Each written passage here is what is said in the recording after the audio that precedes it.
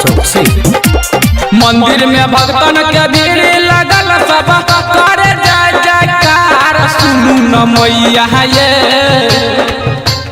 मंदिर में भक्तन के भीड़ लगल सब करे जय जयकार सुनू न मैया ये। सुनू न मैया ये लौके अइलो चुनरी लाले लाल सुनू न मैया ये लौके अइलो चुनरी लाले लाल।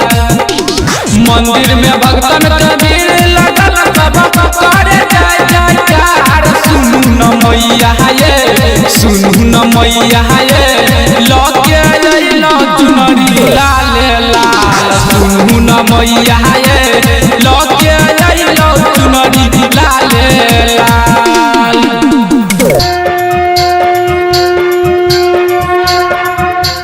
बोलो बोलो दुर्गा मैया की। न मैया ये लौके अइलो चुनरी लाले लाल। सब गोटे मिल के मैया के सजल कहे मंदिरिया आ झूलबो लगल मैया के निमिया के गछिया निमिया के गछिया। सब गोटे मिल के मैया के सजल कहे मंदिरिया आ झूलबो लगल मैया के निमिया के गछिया।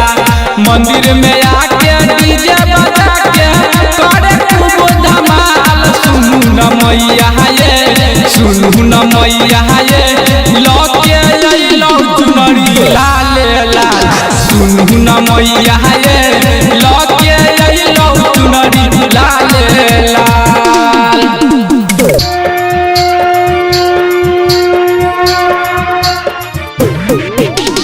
बोलो बोलो दुर्गा मैया की। डीजे रूप संतो सयल तोहर दुआरिया हाथ जोड़ खड़ा छो मैया गे तोहर मंदिरिया तोहर मंदिरिया।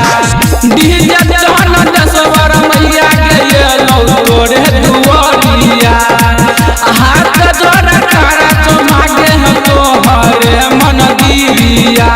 निर्मलिया वो महती पकड़ कर जय जयकार सुनी न मैया गे सुनी न मैया गे लौके अइलो चुनरी लाले लाल सुन न मैया गे लौके अइलो चुनरी लाले लाल।